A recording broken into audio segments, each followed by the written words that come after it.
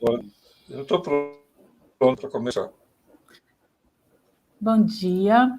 A gente está recebendo hoje o professor José Ternes. Eu queria dar boas-vindas a todo mundo que está participando dessa transmissão.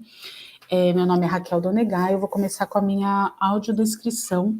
Eu sou uma mulher de pele branca, cabelos compridos, castanhos, estou utilizando óculos. Tenho um quadro atrás de mim em tons de marrom. E a gente vai começar hoje o segundo encontro de estudo sobre Michel Foucault, Corpo e Vida em Michel Foucault, realizado pelo grupo de estudo Introdução ao Pensamento de Michel Foucault. Ele faz parte do projeto de extensão vinculado ao Laboratório de Estudos sobre Subjetividade, Ética e Política do Departamento de Psicologia da Universidade Federal Fluminense de Rio das Ostras. A gente começa esse encontro fazendo uma homenagem ao professor Roberto Machado, que nesse ano nascido em Recife, formado em filosofia pela Universidade Católica de Pernambuco, mestre e doutor pela Universidade Católica de Louvain, na Bélgica. Ele passou pela Universidade de Heidelberg, na Alemanha, e fez estágio no Collège de France, com Foucault, e pós-doutorado em Paris 8, com Deleuze. Ele foi professor de várias universidades no Brasil e aposentou-se como professor titular do Departamento de Filosofia da UFRJ. Em maio de 2021, a sua partida marcou a todos nós que, se estudamos a obra de Michel Foucault, deve-se ao fato de ter sido introduzida no Brasil por ele. Ele é um dos maiores filósofos brasileiros e continuará fazendo parte da nossa formação. Deste modo, ressaltamos e marcamos a relevância de sua obra. Roberto Machado, presente. Eu vou fazer a apresentação agora do professor José Ternes, que é nosso sexto convidado para esse ciclo de palestras. Ele possui graduação em Letras e Filosofia e mestrado em Filosofia pela PUC do Rio de Janeiro. Ele é doutorado em Filosofia pela USP e atualmente é professor titular da Universidade Católica de Goiás. É professor permanente do programa de pós-graduação em Educação e professor colaborador do mestrado de Letras da UCG. Tem experiência na área de filosofia, com ênfase em epistemologia, filosofia francesa contemporânea, atuando principalmente nos temas da educação, Foucault, ciência, Bachelard, filosofia e leitura. A gente vai ter mais ou menos de 30 a 45 minutos da fala do palestrante e depois a gente tem de 15 a 20 minutos para perguntas, que podem ser feitas pelo chat e depois a gente lê no final. Eu vou convidá-los a seguir o nosso canal aqui no YouTube e também a conhecer o nosso Instagram, que é Jaguar do Foucault. O título da fala de hoje é Conhecimento e Vida, e queria agradecer também a toda a equipe que está participando aqui, né, a professora Alessandra Daflon, o professor Márcio Mioto, a Isabel e o Pedro, que estão fazendo o background aqui da nossa palestra, e todo mundo que está por trás, né, disso tudo aqui. E vou passar a fala, então, para o professor José Ternes. Fica à vontade para nos agraciar com todo o seu conhecimento. Muito obrigada.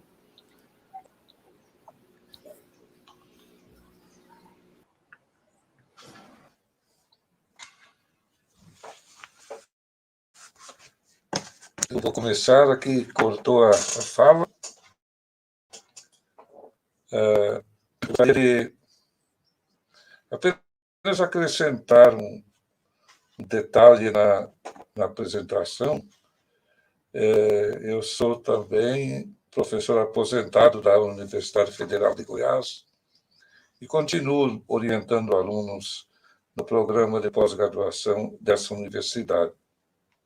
Então, minha vida toda, parte da minha trajetória acadêmica foi numa espécie de jogo entre a Federal e a PUC aqui de Goiânia, né?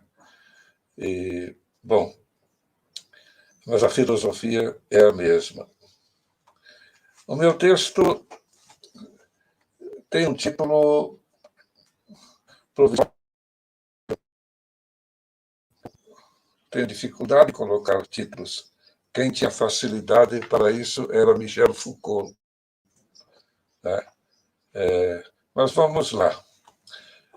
Desde o início dos anos 60, Foucault se apresenta como historiador. mas imediatamente observa que suas histórias não se inscrevem na velha tradição continuista ou metafísica. Histórias ficção, diz ele. As 3 arqueologias do começo da década testemunham ou realizam essa espécie de autocompreensão de Foucault. E talvez seja possível reconhecer nos escritos posteriores a mesma compreensão. A arqueologia do saber é toda ela reservada à problematização da história que fora escrita até a época. Nada estranho se considerarmos que ainda nos encontramos na idade da história. Por toda parte, uma mesma necessidade: desenhar primeiro o perfil histórico dos objetos de que nos ocupamos, justificar sua atualidade, descrever, enfim, seu estado da arte. A eleição da história como objeto de discussão preliminar em arqueologia do saber parece, no entanto, ter motivos mais sérios. Não são as etiquetas acadêmicas, muito menos a moda que a inspiram. Há uma ontologia em jogo. As primeiras páginas da introdução desse livro retomam uma discussão que volta e meia compele Foucault a se explicar.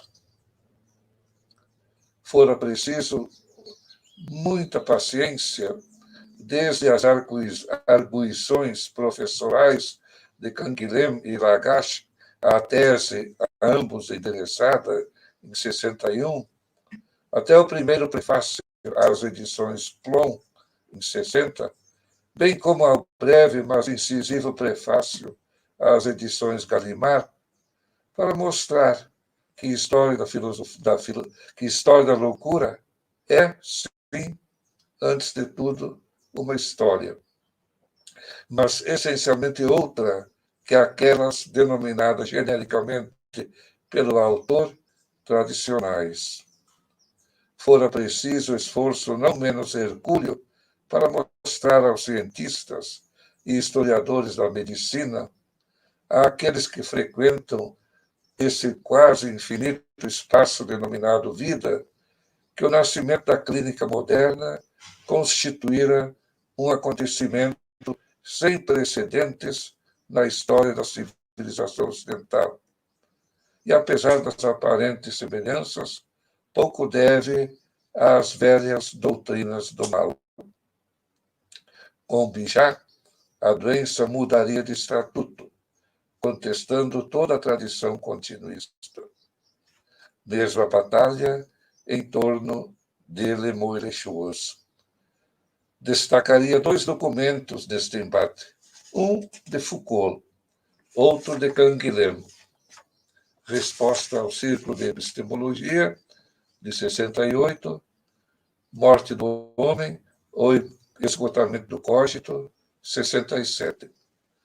Apesar das diferenças, em relação às 2 obras anteriores, assinaladas pelo próprio filósofo no prefácio de 66, pode-se reconhecer uma forma comum de se escrever a história. Insistiria nessa noção, aqui provisoriamente denominada forma comum. Noção que parece estender-se para muito além das 3 arqueologias há pouco mencionadas, além mesmo da historiografia moderna.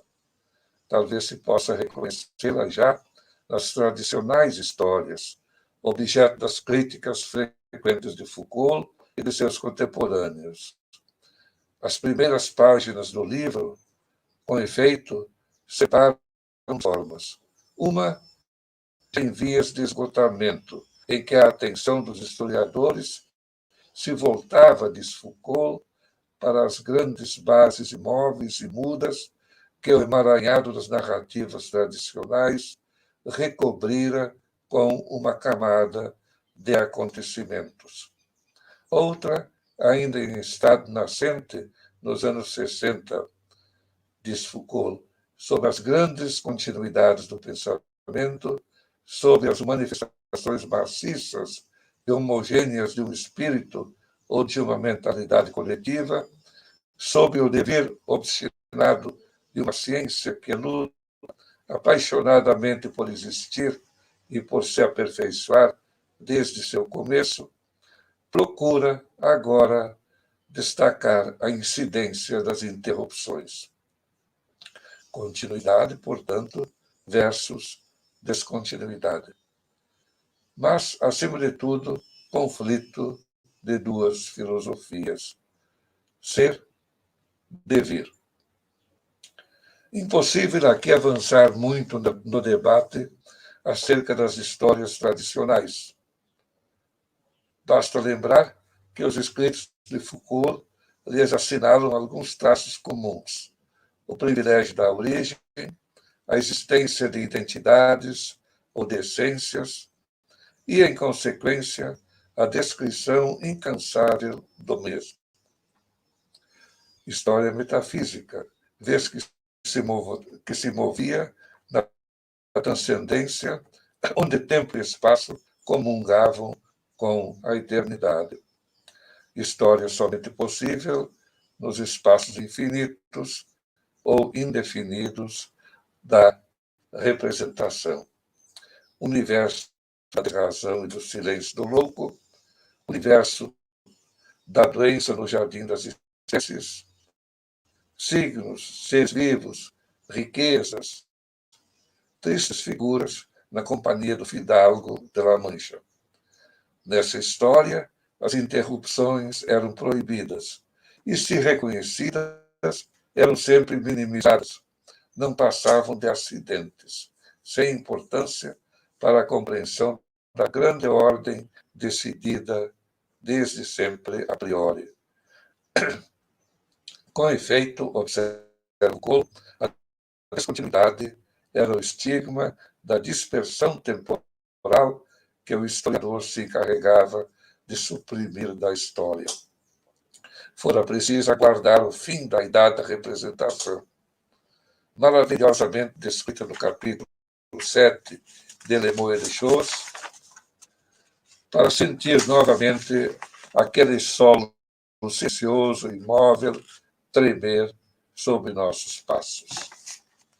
Sem esse acontecimento, o fim da representação, a descontinuidade, entre outros conceitos, jamais poderia comparecer como um dos elementos fundamentais da análise histórica.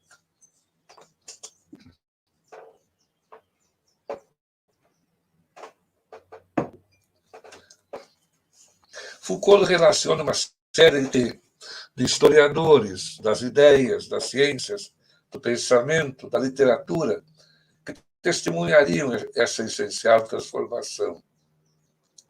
Cita explicitamente Bachelard, com seus atos limiares epistemológicos.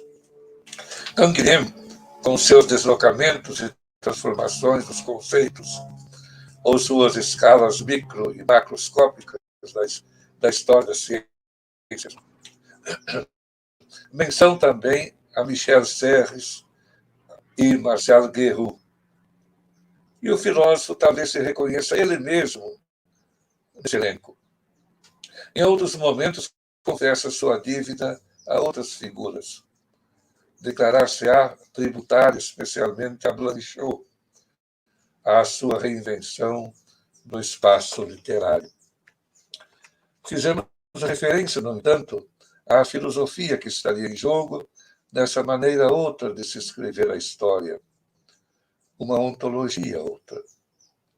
E esta parece-nos já presente em todas as histórias arqueológicas dos anos 60. Descrevem elas, como fizera Alexandre Coiré em suas histórias da mecânica galileana, o nascimento e a morte de pensamentos. Nascimento e esgotamento de sínteses. Em As Palavras e as Coisas, transformação de epistemes. Eis-nos, no meu entender, no ponto mais delicado do trabalho do arqueólogo: distinguir as superfícies das profundidades. Foucault acusa seguidamente os historiadores de não perceberem essa distinção, de nada mais descreverem que movimentos de superfície, de não perceberem que uma transformação epistemológica não acontece sozinha, mas somente se acompanhada de uma mudança de filosofia. E alguns conceitos como solo epistemológico, a priori histórico, ou mesmo arquivo ou testemunho.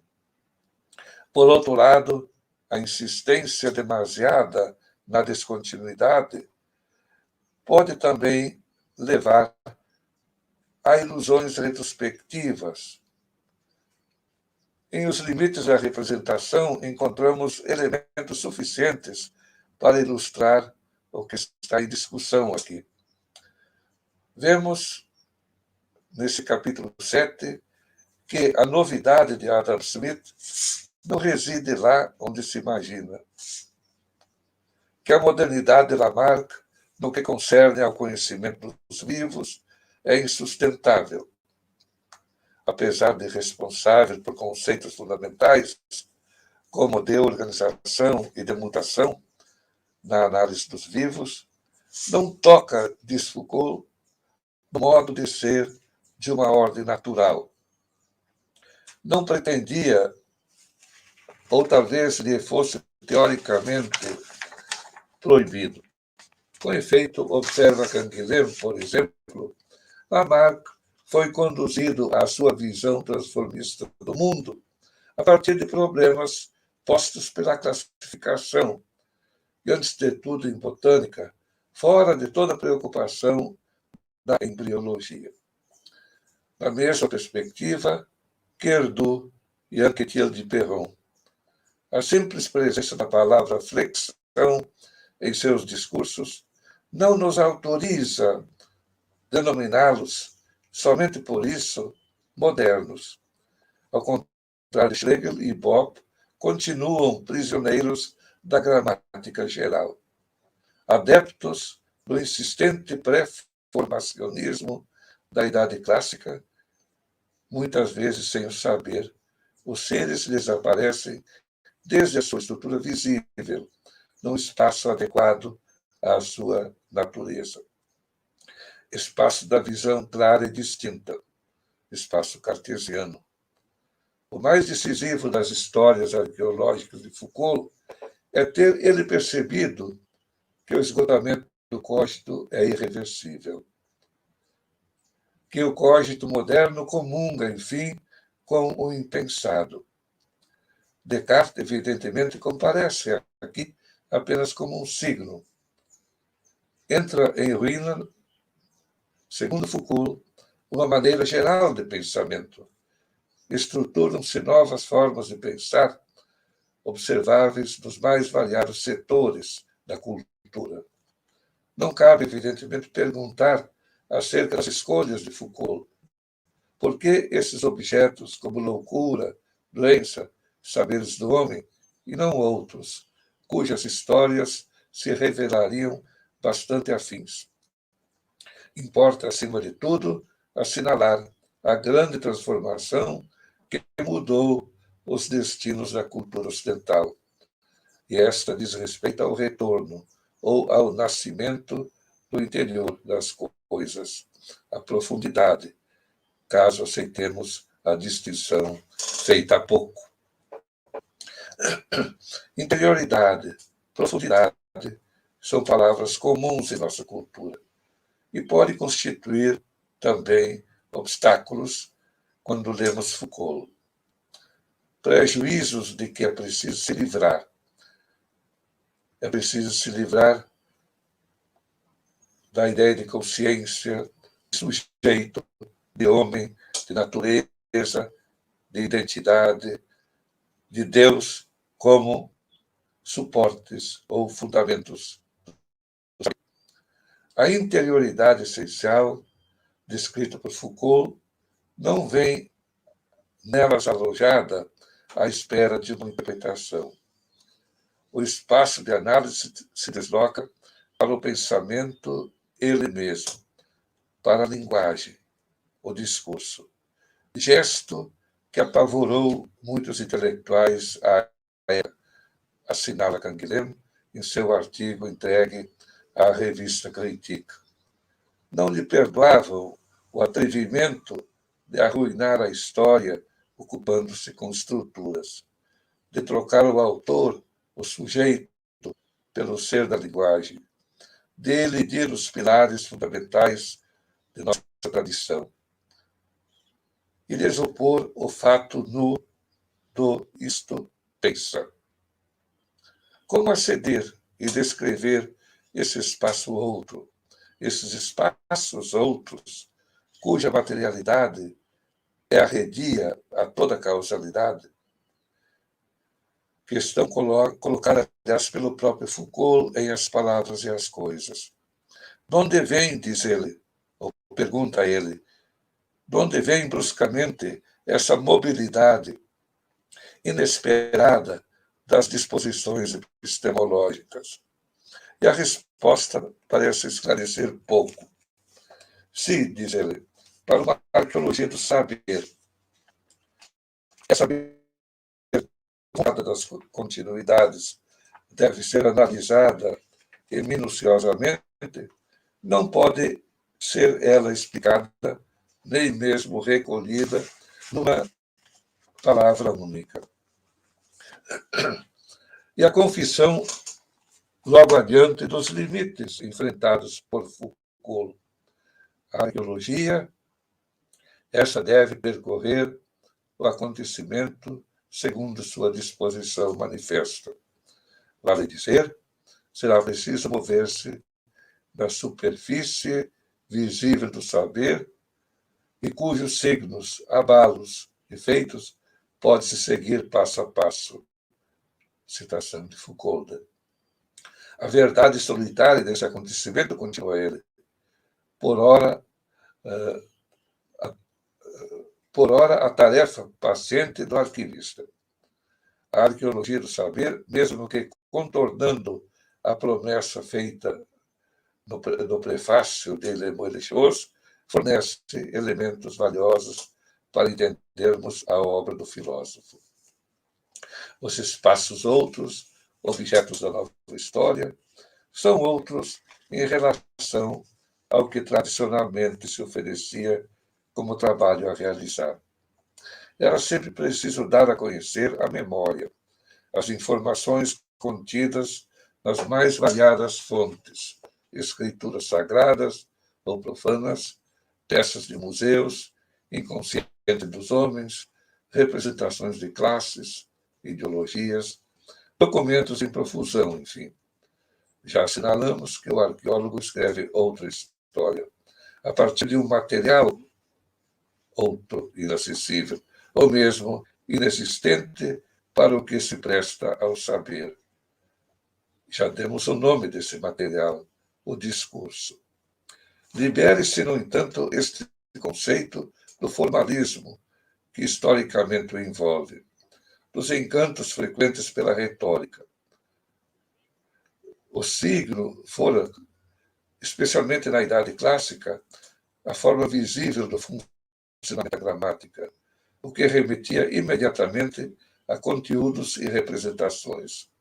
Agora, na modernidade, muda o regime dos signos. Antes que sinais de coisas pré-existentes, formam, diz Foucault, sistematicamente os objetos de que falam. Certamente os discursos são feitos de signos, mas o que fazem é mais que utilizar esses signos para designar coisas. É esse mais que os torna irredutíveis à língua e à palavra. É esse mais, continua Foucault, que é preciso descrever. Esse mais impõe um preço. Abandonar os tradicionais espaços de análise, especialmente a proposicional, caracterizada pelos gramáticos como frase e pelos lógicos analíticos como speech act. abandonar o que em nossas escolas elementares se fazia com a análise sintática, pulverizando o discurso em uma parafernália de partículas. O gesto fundamental agora consiste no deslocamento da análise para o interior do discurso, ou seja, ocupar-se com o enunciado, contanto que, adverte Foucault, não se o reduza a um átomo do discurso, a uma peça linguística. Atento ao sentido das revoluções científicas,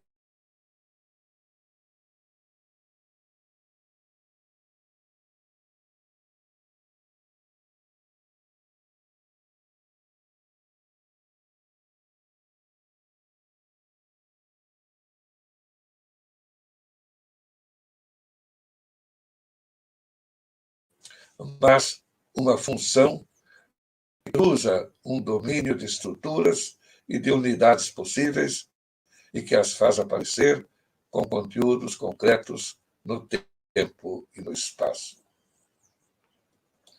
A eleição desse conceito talvez permita uma maior elucidação da atualidade da arqueologia. E não se trata de uma inovação circunstancial, mas da essencial novidade em que nos movemos desde a virada para o século XIX. Desde Bichat, vemos em Nascimento da Clínica a lição fundamental de que há um interior dos corpos, o que muda radicalmente a tarefa do historiador do pensamento. E é o próprio Foucault que se apressa em observar de que não nos encontraríamos diante de um simples jogo de palavras. Algo mais decisivo do que apenas vontade do sujeito estaria em curso. Cito: a história, em nossos dias, tende para a arqueologia, para a descrição intrínseca do monumento.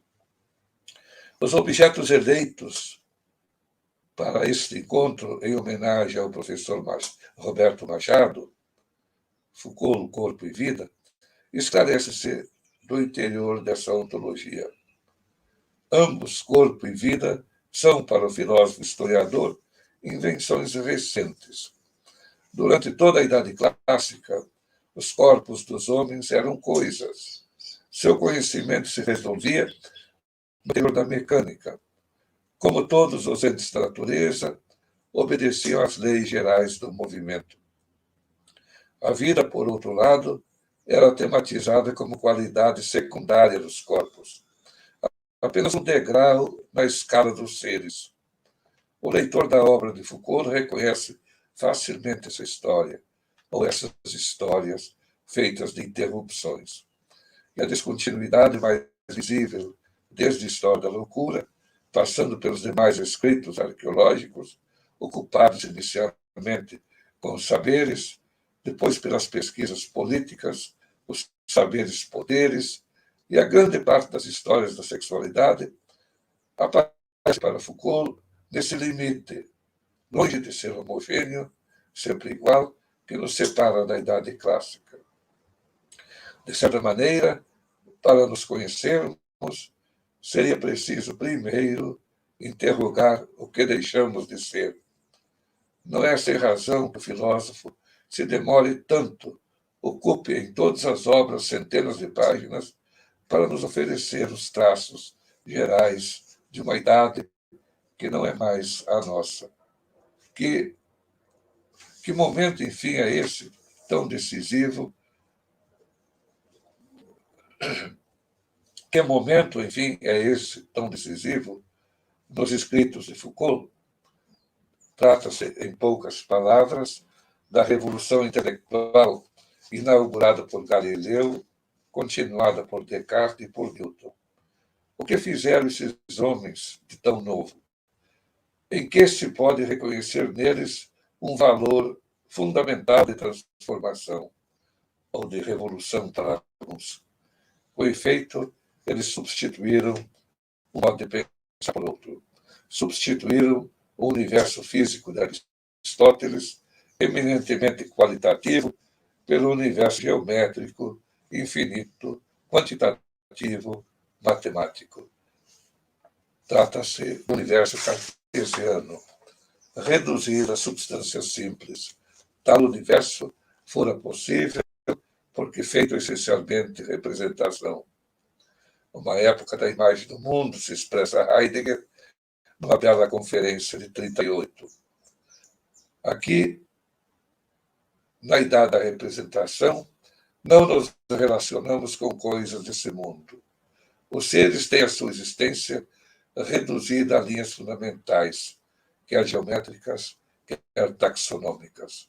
É o mundo dos objetos filtrados de Foucault.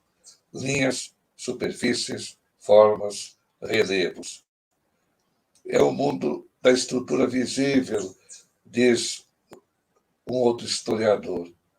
É nesse universo que privilegia olhar que encontra sua possibilidade uma maneira inédita de se conhecer os vivos. Esse saber geral e fundamental se chama história natural. Na Idade Clássica, conhecer o vivo era fazer um trabalho de naturalista. E o que se pede ao naturalista? Algo bastante simples, que se ocupe apenas do visível. O cego do século XVIII, observa Diderot, pode perfeitamente ser geômetra, não será naturalista. A expressão contentar-se com ver, tão cara a Foucault, não tem nada de ingênuo. Não se trata do olhar curioso do senso comum. Este vê apenas o espetáculo, o mostruário vivo. Agora trata-se de ver outra coisa, não mais o mostruário, mas o jardim das espécies. Trata-se de ver apenas o que deve ser visto. E o que há para ver na Idade Clássica é a estrutura do ser vivo. É ela que constitui o objeto da história natural. E tal objeto, continua Foucault, é dado por superfícies e linhas, não por funcionamentos ou invisíveis tecidos. Descrever superfícies e linhas, na verdade, significa estabelecer identidades e diferenças no universo do vivo. Significa ordená-las em classes. Não é por acaso que Foucault dá ao 5º capítulo de Le Mots et les Choses esse título sugestivo, classificar. E a classificação se realiza predominantemente quando se trata dos vivos como taxonomia. Mas é preciso ressaltar, a ordenação dos seres em classe não era nem a única, nem parece-me a mais prestigiada das formas de conhecimento. Ao longo dos 2 séculos da Idade da Representação, a referência sempre fora Galileu, antes que Buffon ou Linné. Foucault conhecia bem isso. E mais, mesmo reconhecendo as profundas diferenças entre os saberes de uma mesma época, defendeu a hipótese de ordens epistemológicas gerais, espaços de pensamento homogêneos, solo adequado a tudo o que se presta ao saber. De obra para obra, denominações diferentes para essas grandes configurações horizontais e cronologicamente sucessivas. Se observarmos bem, em História da Loucura, Foucault usa o termo, a expressão sensibilidade social. Em Nascimento da Clínica, fala em espaços de pensamento. Em As Palavras e as Coisas, criou ou fabricou esse tema, ou esse conceito episteme, que não tem muito a ver com a episteme grega.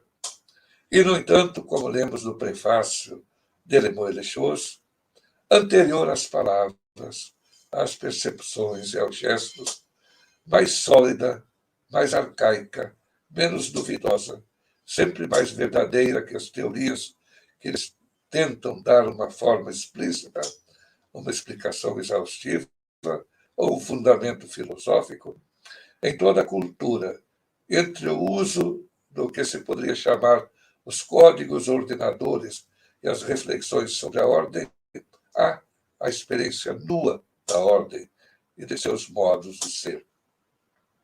Essa experiência nua é incontornável. Ninguém é clássico, ou moderno, ou renascentista, porque quer, ou por má fé, ou impelido por não se sabe que ideologia. Os movimentos de superfície facilmente iludem os historiadores. Iludem muitas vezes os próprios atores. É esse enraizamento em profundidade que permite ao arqueólogo reconhecer um rosto comum em acontecimentos à primeira vista díspares, o que aproxima, por exemplo, as três grandes empiricidades clássicas analisadas por Foucault: a história natural, as análises das riquezas e a gramática geral. Como reunir objetos tão estranhos entre si, os vivos, as riquezas, as palavras, para lhes desenhar ou reconhecer um estatuto epistemológico comum? E poderíamos, com o filósofo, aumentar esse conjunto. Uma infinidade de signos clássicos. Cervantes e seu Dom Quixote, Velázquez e seu admirável quadro Las Meninas, Boissier de Sauvage e sua nosologia das espécies, Harvey e seu De Motu Cordis. O mais impressionante, observa Foucault, é que entre esses signos há continuidades, povoam um espaço comum. São todos clássicos. E a história natural, tema principal de nossa discussão aqui, compartilha esse espaço, segundo Heidegger, essencialmente espaço da imagem. Bom, essa episteme, segundo a cronologia de Lemoyne-Chose, durou bastante. Durante 2 séculos, formas muito singulares de saber proliferaram na Europa. E a história natural encontrou aí, ao lado da gramática geral, da análise das riquezas, da clínica natural, né?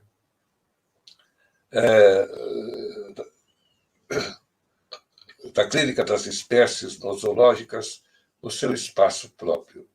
Mais do que isso, não cabe aí a hipótese de uma espécie de prefiguração de saberes em nosso tempo, como biologia, a economia política, a filologia. Essa é uma questão insistente e frequentemente enganosa também, dizer que a sociologia estava já nos escritos de Hobbes ou de Locke, que a psicologia já se encontrava lá em Platão, talvez. É preciso ver o que realmente, qual é realmente o objeto que se constitui a partir do século XIX. Somente quando as disposições fundamentais do saber clássico se alteraram, outros discursos radicalmente diferentes se constituíram no lugar daqueles. E a partir desse momento, os discursos que se ocupam com a natureza viva mudaram de estatuto. Mais do que isso, mudaram de natureza. Seria difícil resumir num conceito ou numa frase a extensão do movimento epistemológico ocorrido no que concerne ao conhecimento dos vivos no interior da extraordinária transformação da cultura ocidental na virada para o século XVII, para o século XVIII, ou da virada do século XVIII para o século XIX. Embora se possa, a partir desse momento, descrever uma história epistemológica singular do conhecimento da vida, não se pode desconhecer que suas condições de possibilidade se encontram no acontecimento mais decisivo, o esgotamento do cogito, como assinalei há pouco com Canguilhem. A natureza essencialmente cartesiana da Idade Clássica, ou para muitos da primeira modernidade, parece hoje relativamente consensual entre os historiadores do pensamento. Os desacordos se acentuam no que concerne ao fim dessa época. Vale dizer, à morte de uma filosofia que não se reduz a um sujeito, Descartes, mas a uma maneira geral, comum de pensar. Uma síntese, outra, segundo Alexandre Koyré, construída com muito esforço às custas da derrocada da síntese aristotélica após ou junto com a Revolução Galeriana. E o filósofo Koyré professa uma tese interessante. As revoluções epistemológicas somente se efetivam se acompanhadas de novas ontologias ou de novas metafísicas.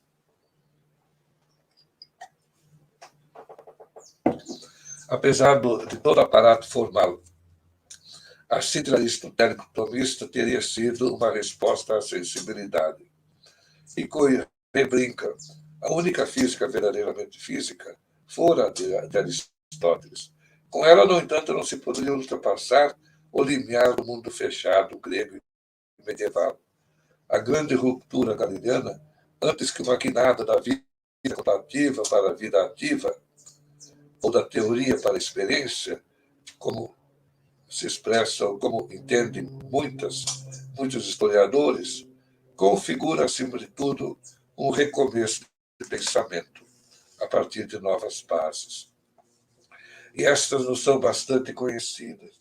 Universalidade, totalidade, determinismo absoluto, unidade, imutabilidade. Acima de tudo, no entanto, o pressuposto de uma realidade única prévia, a natureza. Mas é preciso atentar para a distinção do naturalista da época, do Danton, coautor com Diderot do artigo da Enciclopédie, o Gabinete de História Natural. Estas poucas linhas bastam para definir a necessária distinção. Para formar um gabinete de história natural, diz Daubenton, não é suficiente reunir sem escolher e amontoar sem ordem e sem gosto todos os objetos da história natural que a gente encontra. É necessário saber distinguir o que merece ser guardado do que é necessário rejeitar e dar a cada coisa uma disposição conveniente. A ordem do gabinete não pode ser aquela da natureza. A natureza apresenta sempre uma sublime desordem. Desordem que, diz Foucault, não se presta ao saber. O objeto de todo saber clássico é a natureza, em maiúsculo, rigidamente ordenada. É a natureza representada antes que vivida. Estamos, como já observado na idade da representação. E essa também, já assinalamos, somente nos fornece um universo cifrado, ordem medida, suas características essenciais. No final do século XVIII, assistiremos à contestação cada vez mais acentuada daquele universo. Um a um, ou em sua totalidade, aqueles valores epistemológicos, recorrendo a um conceito caro a Bachelard, vão cedendo lugar a outros, mas principalmente o próprio espaço onde eram possíveis a representação. A representação deixa de ser o lugar do pensamento. No caso do conhecimento dos vivos, uma série de conceitos substituem o que antes parecia natural. Organização, função, meio, vida. Penso mesmo que tal movimento não se reduz a um só conceito. Inscreve-se antes numa disposição epistemológica mais ampla. O que ocorre é a substituição do primado do olhar, da estrutura visível, pela investigação do invisível, da organização interna dos seres. É o que diz François Jacob na segunda metade do século XVIII e na passagem para o século seguinte. Pouco a pouco se transforma a própria natureza do conhecimento empírico. A análise e a comparação tendem a se exercer não mais somente sobre elementos que compõem os objetos, mas sobre as relações internas que se estabelecem entre esses elementos. Progressivamente, é no interior dos corpos que reside a possibilidade de sua existência. Há, sem dúvida, muitas controvérsias acerca do lugar decisivo para a constituição de um saber da vida. Os epistemólogos admitem, de modo geral, uma situação bastante difusa. Os conceitos científicos não se estabelecem de uma hora para outra, e seria difícil de assinalar com precisão o que leva à prevalência de um determinado conceito.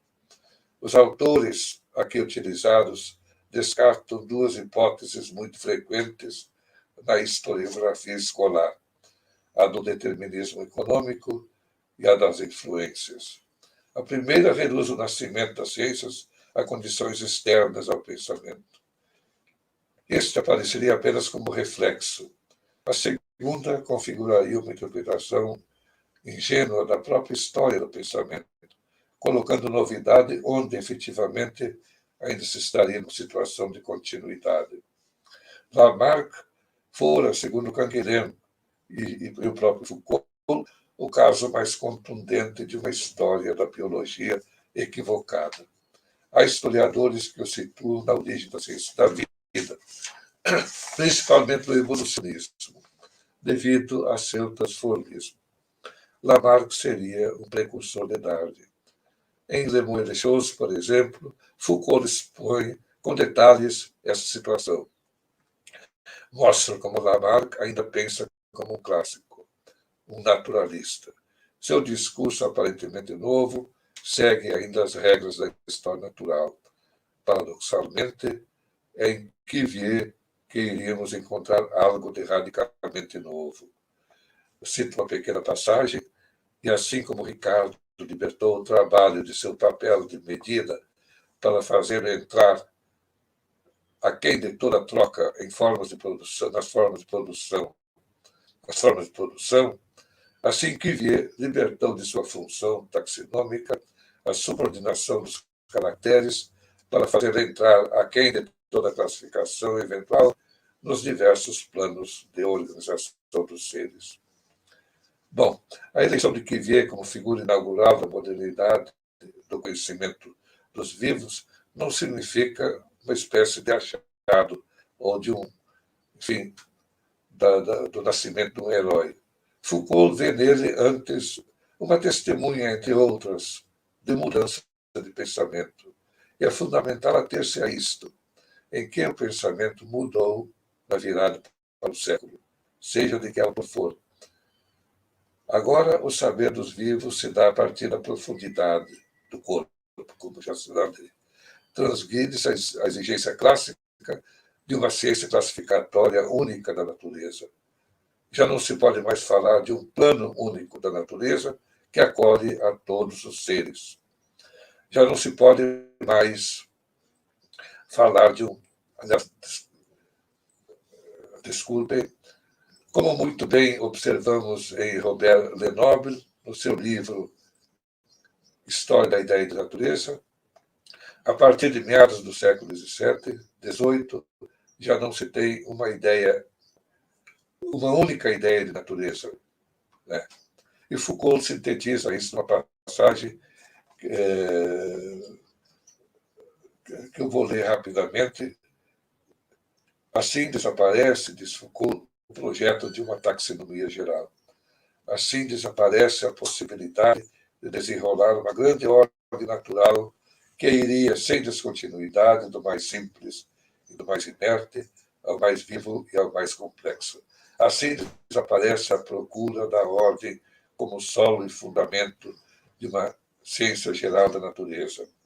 Assim desaparece a natureza, entendendo-se que, ao longo de toda a Idade Clássica, ela não existiu primeiramente como tema, como ideia, como fonte de definir o saber, mas como espaço homogêneo das identidades e das diferenças ordenáveis. A partir de Foucault, fica difícil de se falar hoje em ciência da natureza, né? E que continua muito presente por aí, né? Ciências da natureza em oposição às ciências humanas e ciências matemáticas. Talvez não seja por aí. Em todo caso, em Foucault, a noção de natureza é uma noção privilegiadamente clássica. Se hoje se fala em natureza, não é para, a partir dela, se constituir uma ciência. Rigorosamente, a ciência moderna, a biologia, etc., não fala da natureza. Não tem a natureza como objeto. Bom, é esse deslocamento de uma natureza essencialmente mecânica, cartesiana, em que não se pode outra coisa que entrever o visível para as estruturas internas dos seres vivos, onde, quando muito, podemos falar de naturezas no plural, é aí, mergulhando em profundidade, na obscuridade dos corpos, que se abre espaço para o objeto inédito, a vida. Eu vou saltar uma citação, que já estamos muito adiantados, acho. Para aquém de todos os vitalismos, dos ecologismos, dessas filosofias pouco filosóficas da vida, dessas transcendências sempre perigosas que a palavra suscita, é importante não olvidar uma questão decisiva, aquela que diz respeito ao próprio acontecimento arqueológico e epistemológico, evidentemente, que permitiu que a vida se tornasse objeto de saber, que ela se alojasse no interior da episteme moderna, ao lado de outros objetos empíricos inéditos, como o trabalho e a palavra. Qual o significado deste acolhimento ou deste alojamento?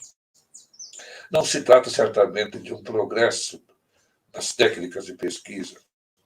Não estamos diante de uma razão mais evoluída, nem de uma curiosidade mais aguçada, nem, em primeiro lugar, de forças sociais vigilantes.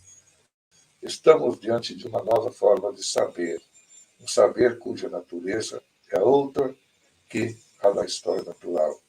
Com efeito, com ele já não mais nos ocupamos, em primeira instância, com o ordenamento das espécies. Nossa tarefa é outra, o corpo. E qual o alcance desse acontecimento? A espécie, pelo menos momentaneamente e teoricamente, vem protegida contra o tempo e a destruição. Não é por acaso que os clássicos precisam, a todo custo, defender a imutabilidade das espécies.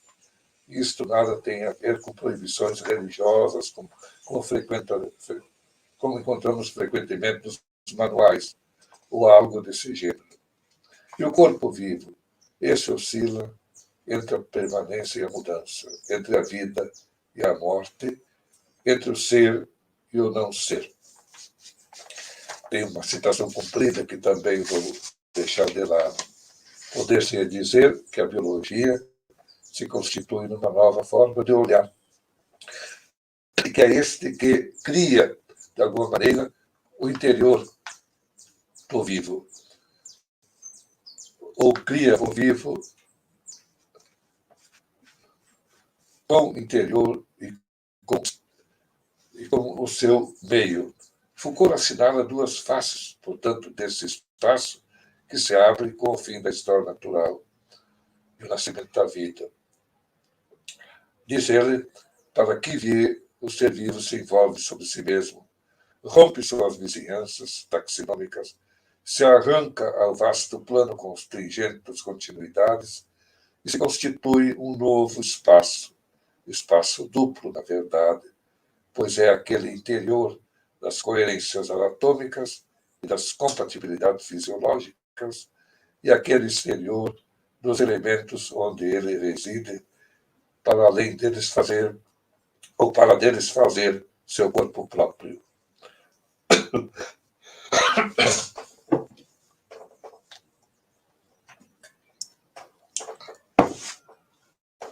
Estou terminando. Ao contrário, porém, do que ocorria na Idade Clássica, esses dois espaços já não encontram sua possibilidade no ser, mas, diz Foucault, nas condições de vida. Parece-me que é justamente aí, nessa inversão epistemológica que vai do ser às condições de vida, que, para os vivos, se decreta o fim do universo infinito e se anuncia o modo finito de ser. Luta pela vida, luta contra a morte. Podemos dizer que a biologia inventa um novo ser. Não, porém, o da tradição metafísica. Ela abre um campo fértil para uma espécie de ontologia selvagem, se eu me arrisco a usar uma expressão de Merleau-Ponty, onde o ser vivo é também ele um ser para a morte, submetido ao tempo, investida de historicidade, sua verdade somente se estabelece na morte. A noite viva se dissipa na claridade da morte. É a frase bombástica no final não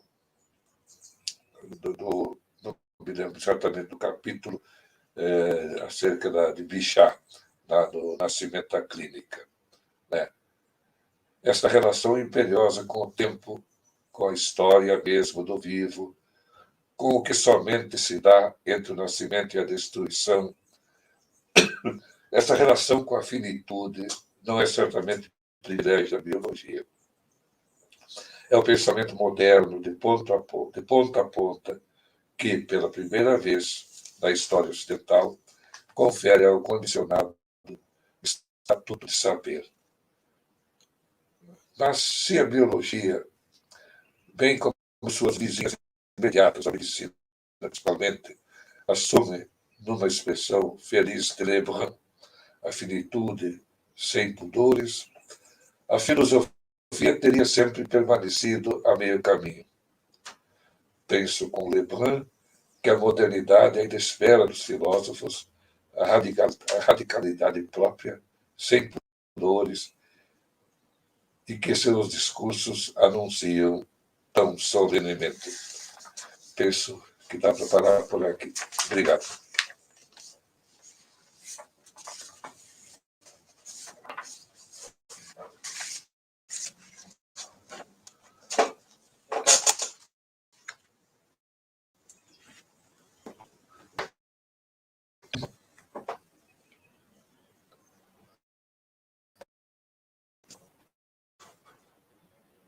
Microfone. Agora sim. Fiquei pensando, né? Queria agradecer primeiro a sua fala, né? Foi muito bom acompanhar essa transformação, né, do discurso, que a gente percebe de fato, né? O Foucault ele faz esse apontamento de como o homem nasce, né? Como um sujeito para ser pensado. E aí eu fiquei pensando numa pergunta para fazer para o senhor. Eu vi que você é formado em letras e faz esse diálogo com a filosofia também. E fiquei pensando em como, né, essa consolidação dos discursos científicos que vem apontando, né, o ser humano é isso, ele está colocado nesse lugar de objeto, colocando esse sujeito sempre, vamos analisar, e aí você até trouxe, né, um sujeito interno, um sujeito externo, quem é esse sujeito? E aí, como que a gente, como que esse discurso científico, de alguma maneira, ele naturaliza ou não, né, essa transformação epistemológica? Eu percebi que você fala muito do livro As Palavras e as Coisas, e talvez pensar esses discursos científicos seja um caminho legal para a gente dialogar.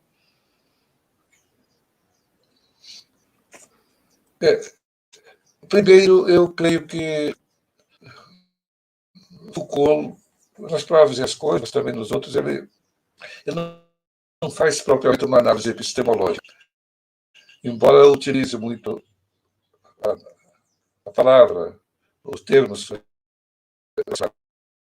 Daí também, talvez, para ele, uma análise arqueológica, uma análise genealógica, se fosse mais adequada. Então, não é uma questão de dizer se é científico ou não.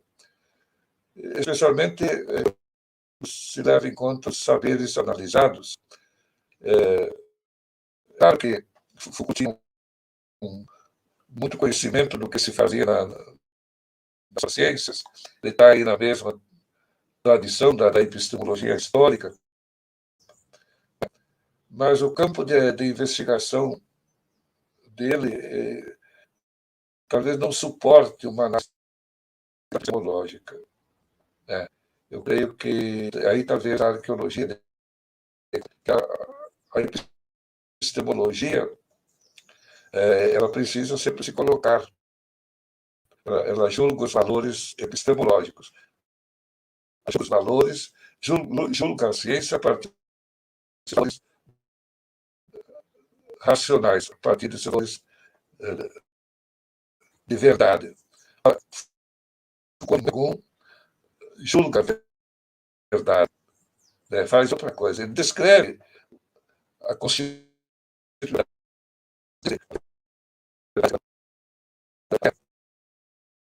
até as verdades jurídicas, né? Mas nunca se trata de dizer a verdade é mais verdade que a do passado. Ao contrário, o culto muitas vezes tem uma certa simpatia com verdades de outros tempos. Então não se trata de ser, não se trata propriamente de uma questão de julgamento e enfim, não é o tribunal que está em questão, e sim é uma história, outra história da constituição das verdades e do desaparecimento também, a história, principalmente a história da ruína de pensamentos constituídos num dado momento.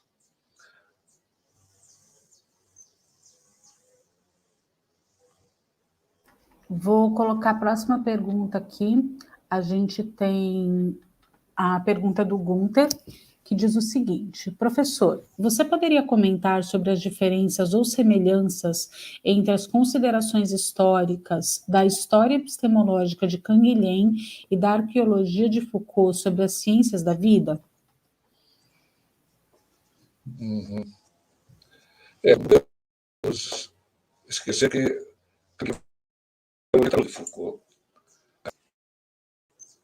E em vários momentos o Canguilhem cita o próprio Foucault. No entanto, o Canguilhem é um historiador das ciências, mas não repete. Ele conhece muito bem a história, a história epistemológica, especialmente de Bachelard. Ele tem consciência de que as conclusões de uma história epistemológica são de um determinado objeto, são situadas, né? Elas não podem ser de toda a ciência. E, então, é necessário ver de que história estamos tratando, né? De uma história bastante normatizada como a da física, ou de uma história extremamente oscilante como a da medicina ou da biologia, né?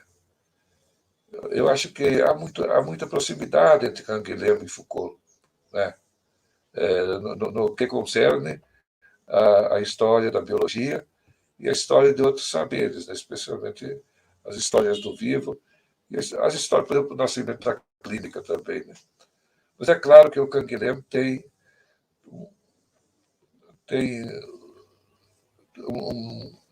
uma perspectiva outra, ainda que próxima, né? Mas ele se coloca, sem dúvida, bastante próximo da perspectiva epistemológica. Não sei se eu respondi à pergunta do Gunther, né?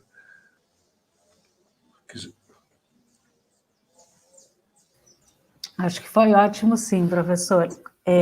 A próxima pergunta agora, ela veio do professor Márcio e ela diz o seguinte: o senhor poderia comentar sobre como Foucault situaria os termos mundo e natureza? Haveria ressonância de Foucault com outros autores, tais como Coiré?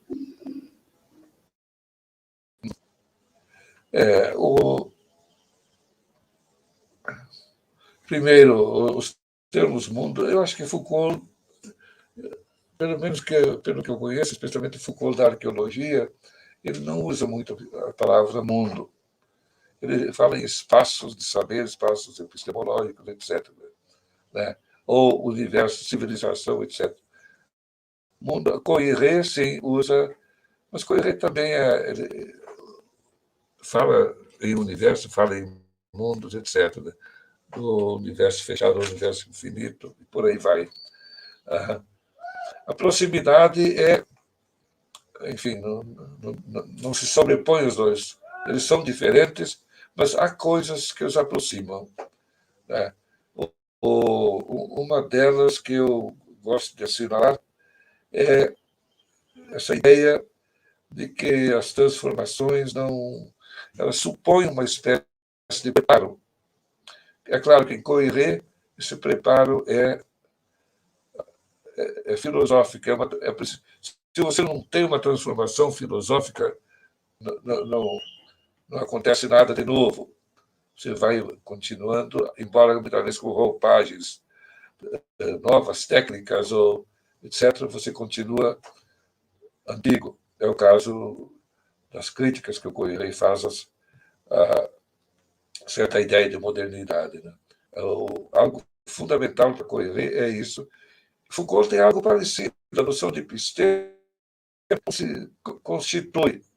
Se não houver vamos dizer, um abandono ou um esgotamento de um determinado espaço epistemológico, chame-o de mundo ou civilização, não importa. Foucault usa, eventualmente, a palavra episteme para falar desse mundo do saber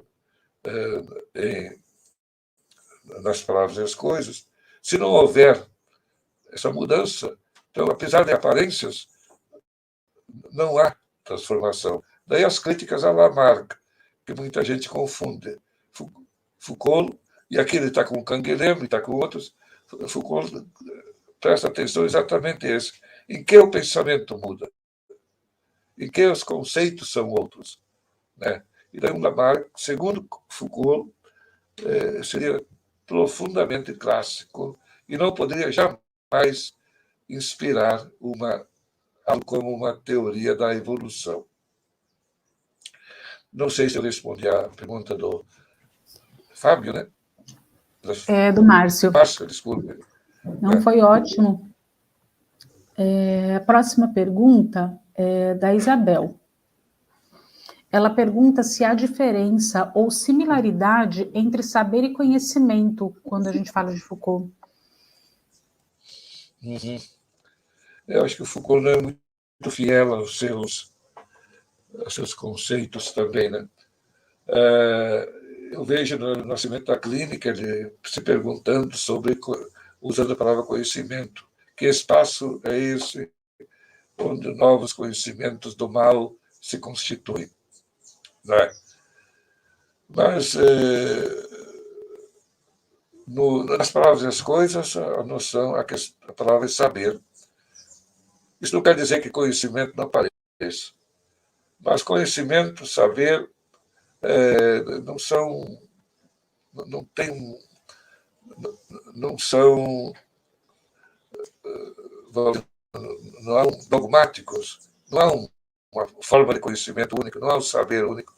Talvez a palavra saber, eu acho que no fim da arqueologia do saber tem um capítulo chamado Ciência e Saber, que inspirou, sem dúvida, o professor Roberto Machado em sua tese sobre Foucault, né?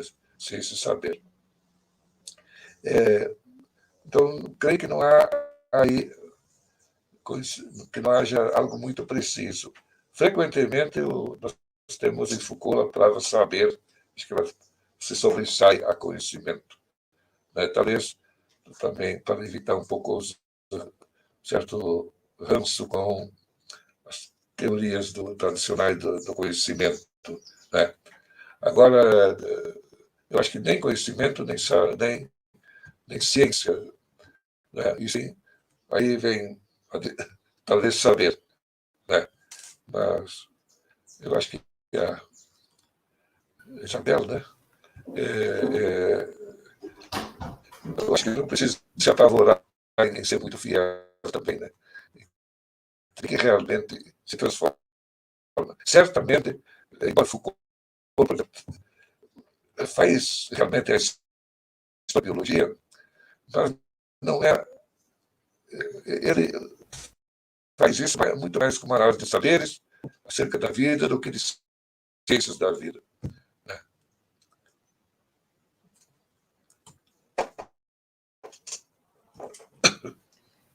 Professor, eu vou colocar mais uma pergunta, então. A pergunta vem da nossa equipe, né?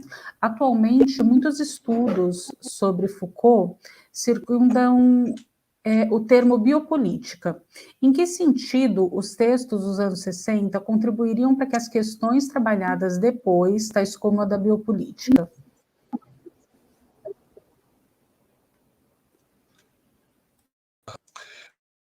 Tem um momento que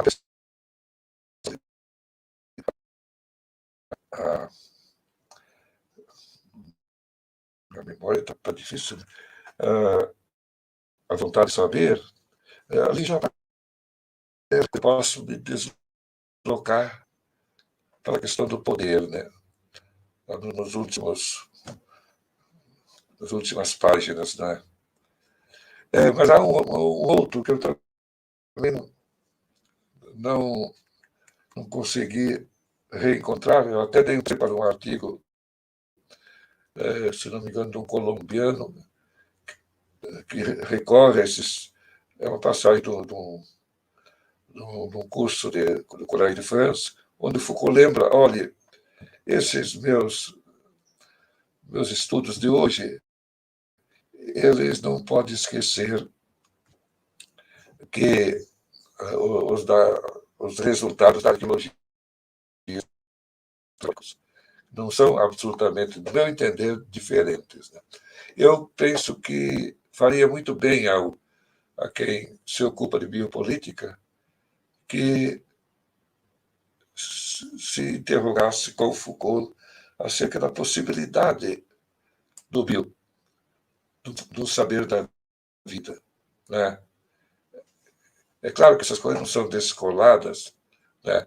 Mas eu creio que todos os conhecimentos, toda a constituição de um espaço de eles são condição para pensar também esse outro viés dos estudos da vida, que é a questão política, a questão do poder, que é a dominação do corpo, que é, enfim, o adestramento e por aí vai, né? Eu não vejo oposição, também não vejo continuidade, o Foucault se desloca. Novamente, eu evocaria aqui o testemunho do Roberto Machado, o texto dele, o último livro do Roberto, Impressões de Foucault. Ele mostra muito claramente como Foucault tinha capacidade de ser outro a todo momento, né, de se deslocar, né? Mas, no entanto, ele deixou rastros. Né? Eu creio que no estudo da biopolítica, uma história da biologia faria bem. Não só da biologia, mas da medicina, como na ciência clínica, da história da loucura, né? E outros saberes todos, né? Então não dá para começar, não dá para esquecer que é uma trajetória e saberes que se constituíram. Não sei se eu consegui resolver. Acho que eu me confundi mais do que. Imagina, estou achando ótimo dialogar com o senhor, deu até vontade de ir para Goiás. Eu vou colocar uma última pergunta do Luiz Gustavo, ele é um estudante daqui de Rio das Ostras, bastante interessado nessa discussão do Canguilhem, principalmente, mas a pergunta dele hoje é sobre fenomenologia. Ele pergunta o seguinte: o senhor percebe rompimento desses mecanismos do discurso na fenomenologia do Rousseau? E aí, não sei o quanto o senhor dar conta de responder essa pergunta, porque a gente sabe que isso é mais voltado para o Foucault, mas talvez o senhor consiga dar uma palhinha para ele. Olha, eu me lembro do livro traduzido pela Vera Portocarrero, um percurso filosófico, Foucault, um percurso filosófico, e o Dreyfus e o Rabelais, eles defendem a tese de que é um Foucault fenomenológico, né? Bom, em todo caso, eu creio que o Foucault não pode receber a etiqueta de fenomenólogo, ele mesmo se recusa, né? Nem de marxista, não sou isso, não sou nietzschiano, não sou positivista, e talvez em alguns momentos eu seja, né? Talvez haja algo em comum, e tem que haver algo em comum com o Russell, né? Mas o Foucault é um grande crítico da fenomenologia, na medida em que a fenomenologia não abre mão do sujeito, né? Dessa anterioridade, enfim, e dessa realidade toda que constitui o fenômeno russeliano, né? Então, mas não dá para esquecer também que o Foucault teve contato, as conferências de Foucault já deve ter, claro que eu era muito jovem ainda, deve ter tido conhecimento das conferências de Husserl em Paris, né? As conferências sobre Descartes. Agora, uma aproximação, eu não tenho elaborado isso, mas tem gente que, sem dúvida, tem pesquisas acerca do Foucault e Husserl, Foucault e Heidegger também, né? Tem tese já sobre Heidegger, Foucault e Heidegger. Entende? Eu até, um dos primeiros textos que eu escrevi, depois de defender o doutorado, é um texto de Foucault, Heidegger, deixa eu ver se eu lembro, Bachelard, Foucault e Heidegger. Enfim, eu acho que tem coisa da fenomenologia hegeliana que está nas palavras e as cores, né? Especialmente a leitura que Heidegger fez de Kant, né, em Kant, o problema da metafísica, né? Agora, eu fico devendo para o. Esqueci o nome. A Luiz Gustavo, né? Mas ele. Mas não, o que me fica mais claro, é claro, a gente sempre recorda mais o que é mais bombástico.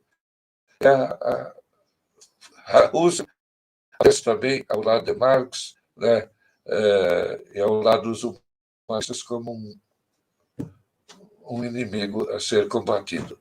Mas muito essa necessidade que a fenomenologia tem de defender o fundamento, né? Seja o sujeito principalmente, né? Husserliano, né? E aí, para Foucault, nós sabemos que não há fundamento, né? É a imagem ela mesma que aparece quase que como uma centelha entre espadas, né? E que desaparece, né? Eu acho que eu gosto muito desse Foucault, que não é o Foucault do discurso do pessoal da análise do discurso, né, que talvez insista muito em instrumentalizar Foucault, mas é o Foucault da linguagem, né? E da poética, teríamos muito a ver aí, e que talvez não comporte ou não pode, não dá para defender essa ideia de que há um autor na origem, e que há uma consciência na origem, né? Que deve ser explicitada, etc. Não, a linguagem fala e pronto, né?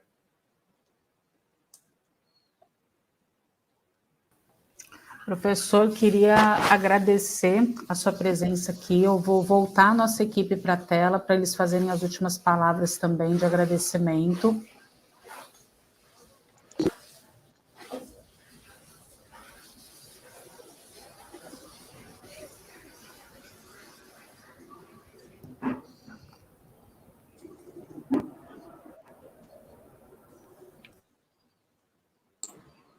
Bom, então eu vou começar, né?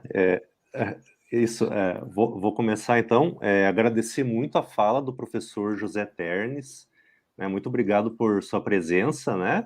A gente está fomentando um grupo de estudos, né, na UF de Rio das Ostras, e estamos tentando percorrer a obra do Foucault. E até nesse evento, né, houve bastante falas, assim, né? Houve várias falas mais voltadas ao último Foucault. Então, muito legal o senhor trazer para nós, né, trazer para conhecimento, né, também dos nossos alunos, porque muito do público aqui é dos nossos alunos também, é um público de graduação, e aí o senhor está trazendo para a gente, né, esses argumentos sobre a questão da vida em As Palavras e as Coisas, e também, né, ao redor ali na arqueologia e esses outros autores também, né, o senhor citou alguns, né, de epistemologia. Então, muito obrigado, né? Muito boa fala, muito legal, né? E também, inclusive, né? O texto do senhor, né? O senhor tem um texto Conhecimento e Vida que também é muito bom, muito bonito, né? Muito bem, assim, né? Brinda o leitor as questões que o senhor também trabalha. Então, agradeço muito a fala do senhor. Professor, também gostaria de agradecer muito sua disponibilidade em participar do evento, para nós e para os nossos alunos e para o público que nos assiste, né? Com certeza, é um encontro importante para a gente pensar as questões que o Foucault traz e que nos interessam, né, nesse autor, e agradecer mesmo esse contato e esse encontro. Obrigada. Professora, eu queria agradecer muito sua fala hoje, foi uma fala bastante detalhada, bastante completa, e agradecer a disponibilidade de estar somando a esse evento aqui com a gente. Muito obrigada, viu?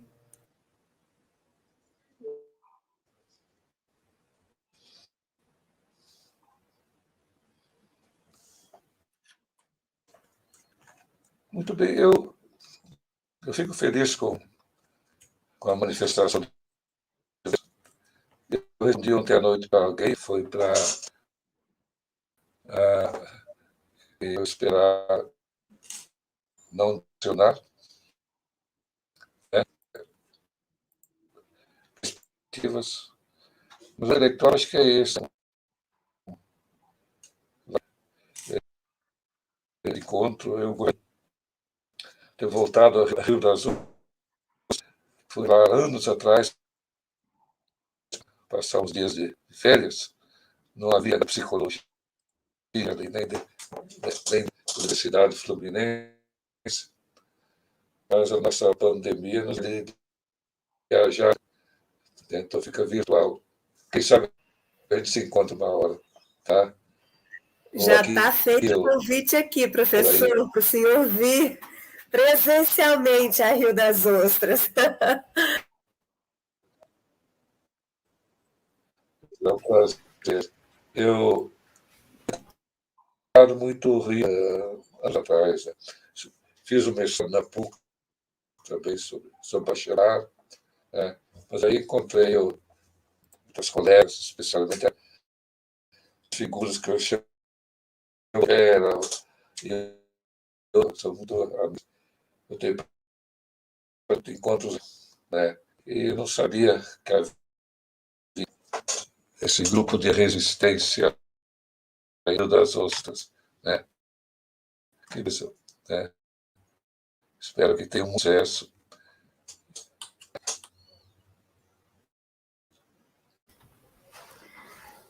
Então é isso, professor. Queria agradecer muito a sua presença, a sua fala muito generosa com com o nosso grupo. Saiba que iremos rever a sua fala novamente, porque para a gente é muito importante não só ouvi-lo, né, mas acompanhar essa fala e compreender, né, os percursos do conhecimento que são propostos, e contamos, então, com a sua presença quando pudermos. Vamos refazer o convite novamente para participar do nosso grupo, e está convidado para participar presencialmente também, assim que a gente puder, né? E queria convidar o pessoal que está participando também, avisar que a semana que vem a gente vai ter o encerramento do ciclo de palestras, vai ser com o professor Tiago, e queria agradecer a presença de todos. Muito obrigada a quem ficou até aqui, e obrigada ao professor, principalmente, por essa fala generosa. Até mais.